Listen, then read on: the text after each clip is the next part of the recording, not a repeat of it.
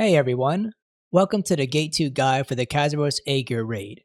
I'll be going over major mechanics and some notable attack patterns. The item level requirement for this fight is 1660 for normal mode and 1680 for hard mode. Completing this raid will reward you with gold and materials that are needed to craft the ancient tier 4 armor, which will give you more evolution points for your arc passive tree. I will showcase those rewards on screen now. For battle items, you'll be using the same as Gate 1. Dark Grenade, Atropine, Stimulant if you're playing support, and Sacred Charm. In Gate 2, you'll be fighting Aegir himself. He starts off with 300 lines of HP, and you'll need to burn him down to 260 lines of HP to experience the first major mechanic. This mechanic is different for both normal and hard mode, so I will discuss normal mode first. The boss will teleport to the middle of the map, then a cutscene will occur. After the cutscene, Party 1 needs to move to the top of the map, and Party 2 needs to move to the bottom of the map. Party 1 will start by killing the heart that is at the top, then move clockwise and kill the one that is on the right side. Party 2 will deal with the heart at the bottom, then move clockwise and kill the one that's on the left side. While dealing with the hearts, projectiles will fly across the map that deal moderate damage. Supports need to shield and provide damage reduction. Once the raid deals with all 4 hearts, you need to kill the heart that's in the middle. Lasers will come from the heart in the middle that rotate clockwise. The lasers do a ton of damage, so you have to keep moving as you're dealing damage. Additionally, if you take more than a few seconds to kill the heart in the middle, the boss will glow yellow and slam the ground. Right before he slams the ground, press G to block the attack. Once you kill the heart, the mechanic is finished. For hard mode, you need to go to your X3 position for both parties, so there will be 2 players at top, bottom, left, and right side.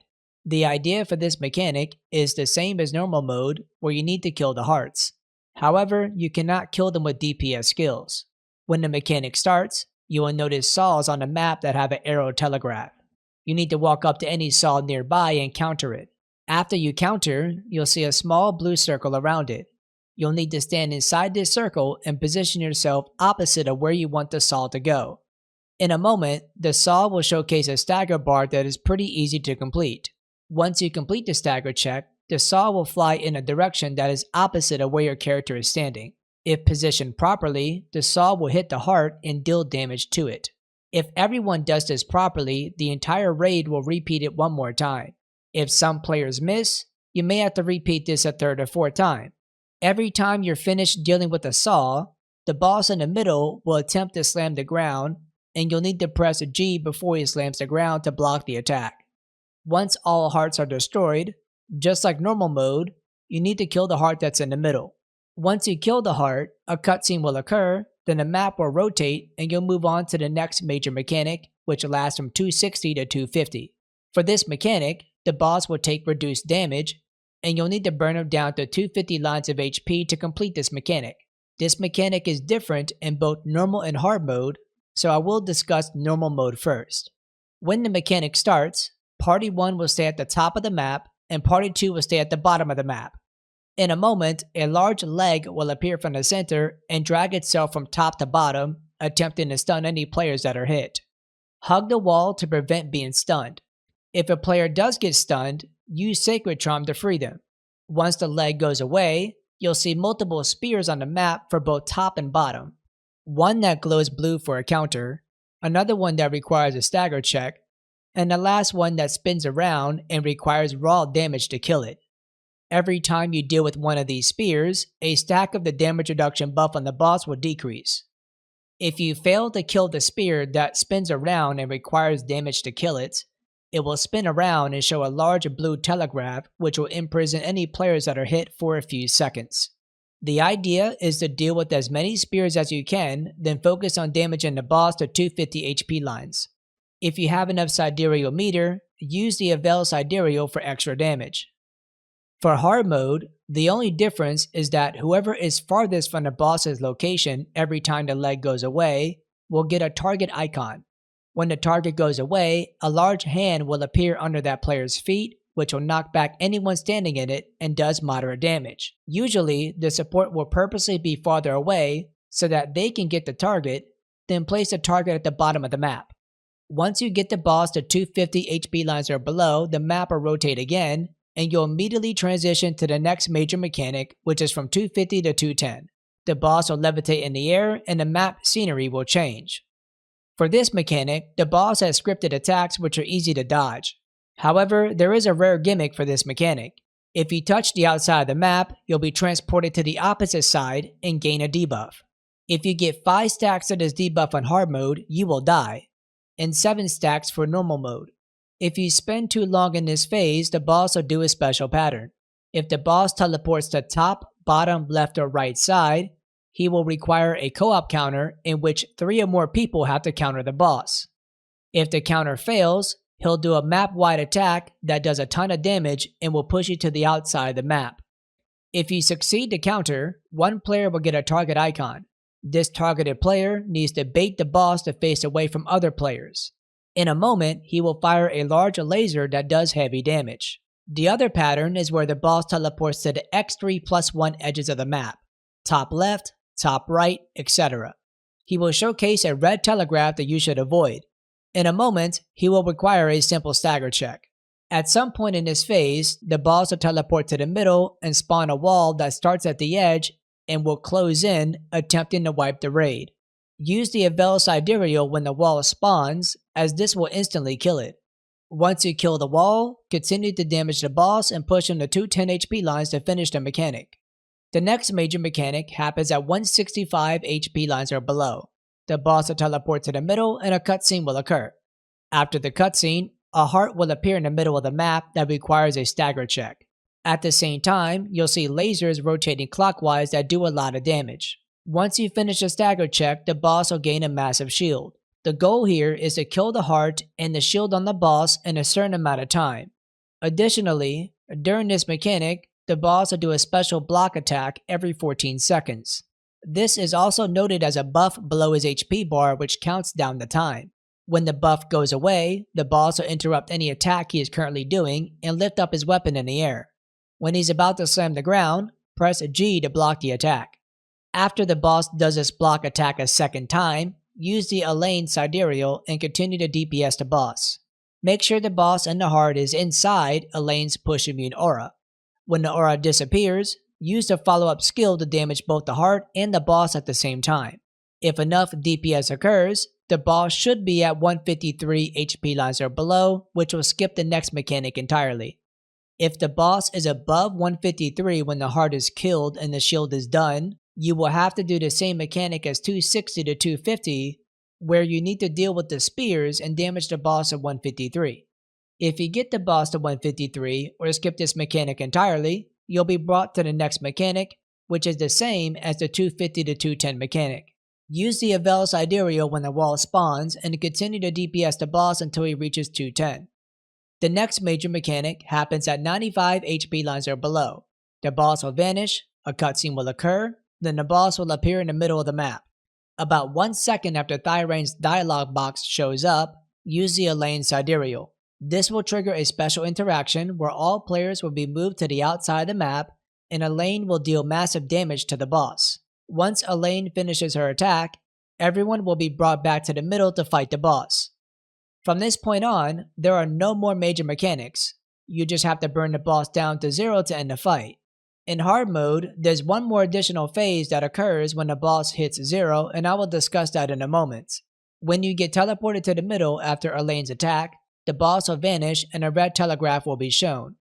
2 large feet will appear and will walk in a straight direction, stomping the ground multiple times. If you get hit by the stomp, you'll be stunned for a few seconds. When the feet goes away, the boss will attempt to land on a random player, shown as a red telegraph. This particular attack will occur periodically until the boss is dead. In addition, during this last phase, parts of the map will slowly start to break. This means you could die by gravity. Once you have 4 bars of Sidereal meter, use the Elaine Sidereal and her follow-up skill. If damage is not an issue, you can use the Elaine Sidereal at 3 bars for the push immunity so that players are safe from gravity for a decent amount of time. For hard mode, when the boss reaches 0 HP lines, a cutscene will occur, then the boss will move to the middle of the map. All players should gather up behind the boss or side of the boss. A black hole will appear in front of the boss, attempting to imprison any player who is hit. When the black hole goes away, press G to block the attack. Afterwards, the boss will face a random player and require a 3-man co-op counter. The 3 players that counter the boss will have a bar shown above their head. When this bar fills up, a laser will fire from the direction your character is facing. You want this laser to hit the boss, as it will add more time on the clock.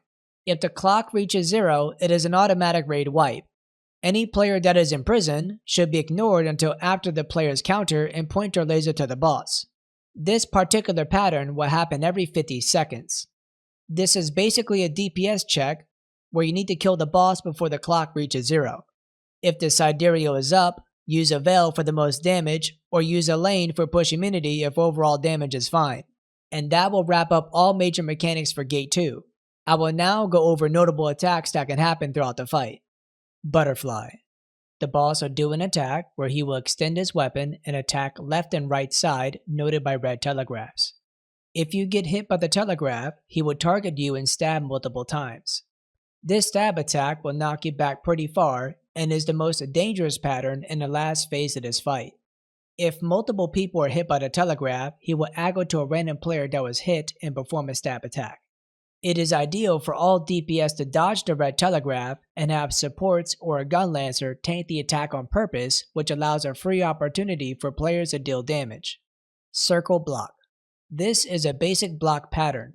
A yellow circle telegraph will be shown, and you need to point your cursor to the middle of that telegraph and press G before the telegraph is finished to block the attack. Front slash to back safe. The boss will attack multiple times in a cone shape, then rotate a bit and do a follow-up attack where back is safe. This is a good DPS pattern. Grab attack. The boss will target a random player, shown as a line telegraph. Keep the boss steady and move out before he attempts to stab you. If anyone gets grabbed, a stagger check will occur. During the stagger check, pizza telegraphs will be shown. Getting hit by the pizza telegraphs will imprison you for a few seconds. Arm attack. The boss will stand still and summon arms that go across the map. There are a few variants of this attack, but it is not dangerous. In a moment, the boss will disappear and land on a random player. Co-op counter. The boss will fly around multiple times, aggro to a random player. After dashing 3 times, he will glow for a co-op counter. The raid collectively should kite the boss so that the co-op counter can occur. Triple saw. The boss will aggro to a random player and fire saws in front of him. He will do this 2 times in total. The aggro may change on the second attack. Triple spear. This attack is very dangerous and does a lot of damage.